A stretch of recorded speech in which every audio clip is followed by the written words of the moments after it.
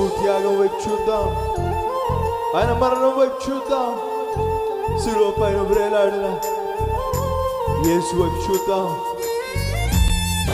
మన కొరకు విరిగిన నలిగిన వైపు చూద్దాం.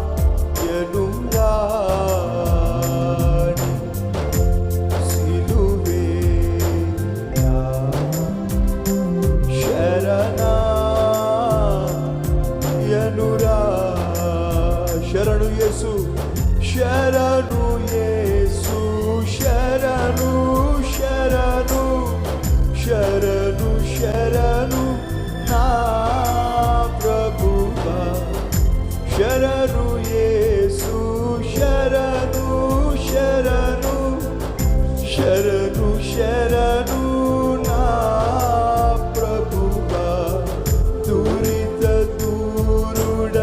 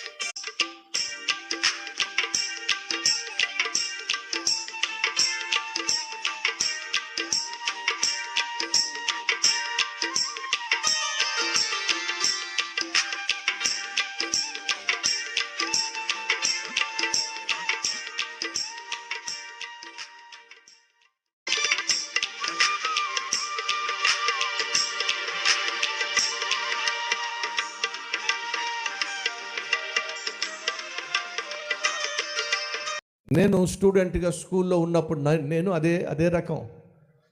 సంవత్సరంలో 10 నెలలు ఇష్టానుసారంగా తిరిగేవాడిని. ఎప్పుడు చూసినా ఆటలు పాటలు. ఇంకా రేపో మాపో ఎగ్జామ్స్ అంటే అప్పుడు పుస్తకాల ముందు కూర్చుని ఎంత బుద్ధిమంతుడినో. మీరు ఎప్పుడు చూసినా నేను పుస్తకాల ముందే కూర్చునేవాడిని, ఎప్పుడు చూసినా చదువుతూనే ఉండేవాడిని. ఎందుకని? నేను నిజంగా మంచి స్టూడెంట్ అయినా? అయ్యో అలా కాదు. మంచి స్టూడెంట్ ఏం చేస్తాడు చెప్పండి? ప్రతిరోజు చదువుతాడు, ప్రతిరోజు చదువు కోసం కొంత సమయాన్ని కేటాయిస్తాడు, చదువు పట్ల శ్రద్ధ వహిస్తాడు. నేను ఆ రోజుల్లో ఒక స్కూల్ స్టూడెంట్గా మంచి స్టూడెంట్ని కాదు. ఎగ్జామ్స్ ఎప్పుడు వస్తే అప్పుడే కూర్చుని ఆ కాసేపు, అసలు మీరు నమ్మండి, పొద్దున్న లేస్తే పుస్తకంతో లేచేవాడిని, పడుకోబోయే ముందు పుస్తకాలతోనే పడుకునేవాడిని. ఎంత మంచి స్టూడెంట్! ఆ కాసేపే, ఆ షార్ట్ టర్మ్ ఉన్నారా మన మధ్య? ఆ కాసేపు ఆత్మీయత, ఆదివారం మాత్రమే ఆత్మీయత, ప్రార్థనకు వచ్చినప్పుడు మాత్రమే ఆత్మీయత. మన ఎదుట ఏదైనా శ్రమ కానీ, కష్టం కానీ, పోరాటం కానీ, పరీక్ష కానీ ఉంటే మాత్రమే ఆత్మీయత. అది షార్ట్ టర్మ్ ఆత్మీయత అండి. దేవుడు కోరుకోవట్లేదండి. దేవుడు కోరుకుంటుందని తెలుసా? షార్ట్ టైం క్రిస్టియన్స్ కాదండి, లాంగ్ టర్మ్ క్రిస్టియన్స్ కాదండి, మరి లైఫ్ టైం క్రిస్టియన్స్. దేవుడు కోరుకుంటుంది నువ్వు జీవించినంత కాలము తనకు లోబడేవాడిగా ఉండాలి. తాను ఎప్పుడు నిన్ను చూసినా సరే నువ్వు దేవుణ్ణి ప్రేమించేవాడిగా ఉండాలి. దేవుడిని ఎప్పుడు చూసినా సరే ఆయనకు నువ్వు లోబడేవాడిగా ఉండాలి. ఆయన మాట వినేవాడిగా ఉండాలి. ఆత్మీయుడిగా ఉండాలి. మనలో చాలామంది మనుషులు చూస్తున్నప్పుడు చాలా ఆత్మీయంగా కనిపిస్తారు. మనుషులు గమనిస్తున్నప్పుడు ఎక్కడ లేని మంచితనాన్ని చూపించేస్తూ ఉంటారు. మనుషులు లేనప్పుడు అసలు రూపం బయటకు వచ్చేస్తుంది. ఉన్నారా మన మధ్య అలాంటి వాళ్ళు? మనుషులు ఉన్నప్పుడు ఒకలా, మనుషులు లేనప్పుడు మరోలా. నలుగురి మధ్య ఒకలా, నలుగురు లేనప్పుడు ఒంటరిగా ఉన్నప్పుడు మరోలా జీవించే వాళ్ళు ఉన్నారా? దయచేసి గమనించండి. మనుషుల మధ్య ఉన్నప్పుడు మనుషులు నిన్ను చూస్తారు. నువ్వు ఒంటరిగా ఉన్నప్పుడు పరలోకమందున్న దేవుడు నిన్ను చూస్తాడు. జాగ్రత్త.